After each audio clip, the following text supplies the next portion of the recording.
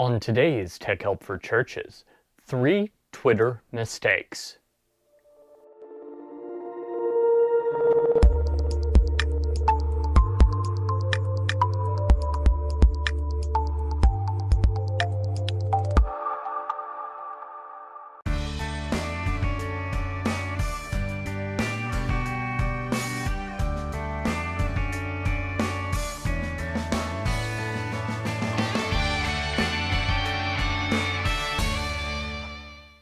Hi, and welcome again to another episode of Tech Help for Churches. This is the show where every week we talk all about using the internet and social media, new media, etc. in your local church. My name is Paul Allen Clifford, and I'm your host. I'd love for you to join the conversation, by the way. So head on over to trinitydigitalmedia.com/contact. You can leave your comment there or just below the video if you're watching the video. Also, of course, since we're talking about Twitter, you might guess I've got a Twitter account, and it's Paul Allen Cliff, PaulAlanClif. So, when it comes to using Twitter in the church, you might guess that there are some mistakes that I've seen a lot of people make. And these are just general mistakes, but I just wanted to touch on them briefly here today. Number one, not interacting. A lot of churches and other Twitter accounts, for that matter, will make an account and then they won't interact. They'll just create it as if it exists and then follow people, and that's pretty much it. So maybe they don't fill in their profile. Maybe they never interact with anyone. Someone asks a question, they ignore it, etc. That is a serious mistake, because social media without the social is nothing. It's not just media, it's nothing. So, mistake number one, not interacting. Mistake number two is broadcasting. Now, this is very similar to mistake number one, but mistake number two is where you treat your audience like they are not your equals.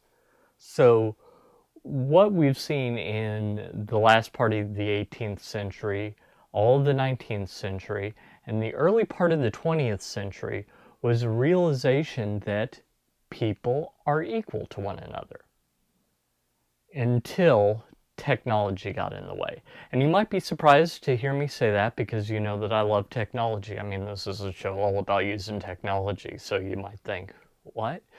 Well, at the beginning of the 20th century, first newspapers, then radio and film and television were all wonderful technologies that were super expensive to deploy.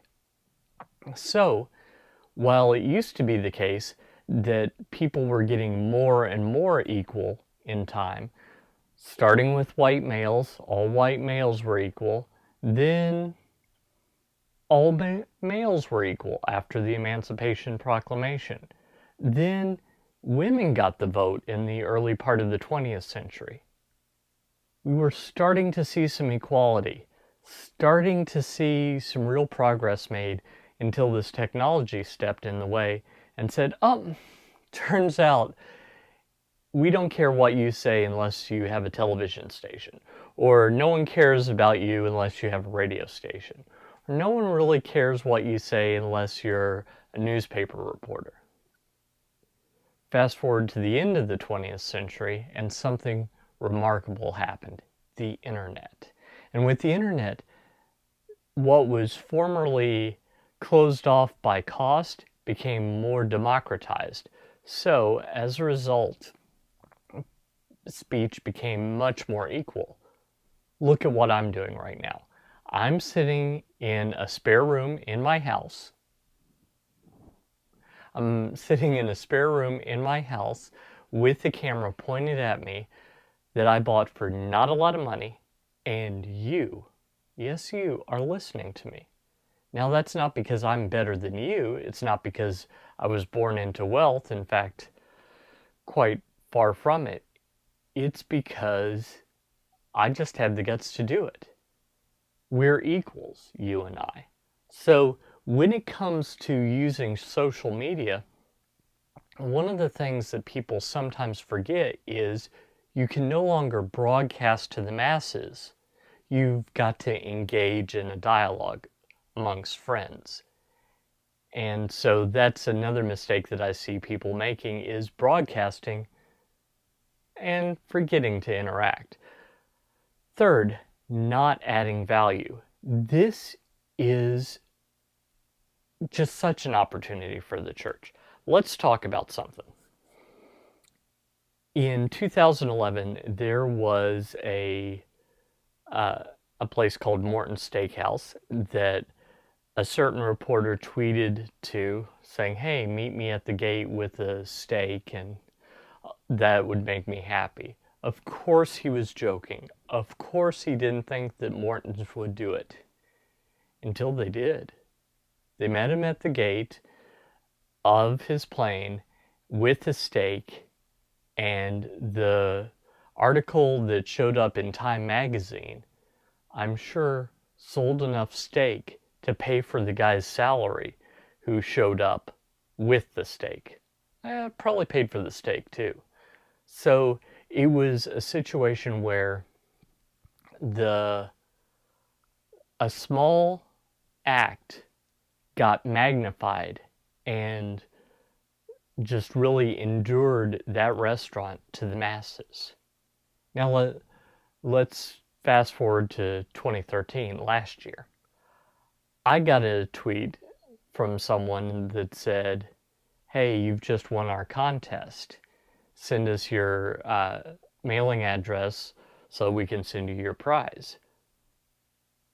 So that company was a company that makes electronics. So I jokingly, having read this article about this steak, said, "Well, why don't you send me," and then I asked for an HDMI DA. An HDMI DA is about a $500 piece of equipment. Didn't think they would do it. But there's an unboxing on YouTube where they did. So that was a fun thing that another company, they heard about it and they stepped up.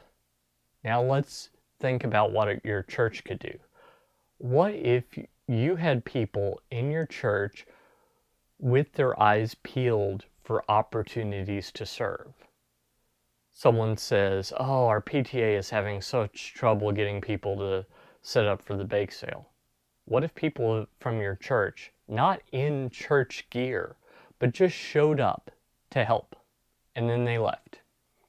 What if you read that the Red Cross needed blood donors and all of a sudden 50 people show up at the same time, not with shirts on from your church, not saying, "Well, this is what Jesus would do," but they just showed up with their arms, with their sleeves rolled up, ready to donate? What if a homeless shelter talking about a problem has it solved by your church? What if every time there's something that comes to your church's attention, you just fix it? You don't say, "Yes, we're from thus and so church." You just solve the problem. What if in your community people just started to notice that problems got solved? Now, they didn't know who solved them, but I bet slowly but surely they'd start to put two and two together. They'd say, "Wait, Jane goes to First Church Hackensack. Bill goes to First Church Hackensack. I saw them both at both of these events. I bet their church is doing that." Now, think about the dialogue that happens when someone says, "Oh, those Christians, all they are judgmental." Or, "Oh, those Christians, they still deny the evil that they did with the Crusades." Or, "They're all like that Westboro Baptist Church." Now, think about the experience of someone who was helped in a situation where they just stated a need on social media and a church showed up. How would that change the dialogue? So that's what I want you to do. I want you to think, well, Jesus got the word out by healing, by feeding, by caring for people.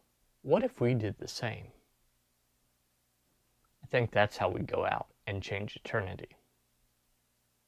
If you like this content, don't hesitate to head on over to trinitydigitalmedia.com/gifts, GIFTS, and you can pick up a copy of my book on Twitter, Tweeting Church, the electronic version, of course, because I haven't figured out how to email paper yet.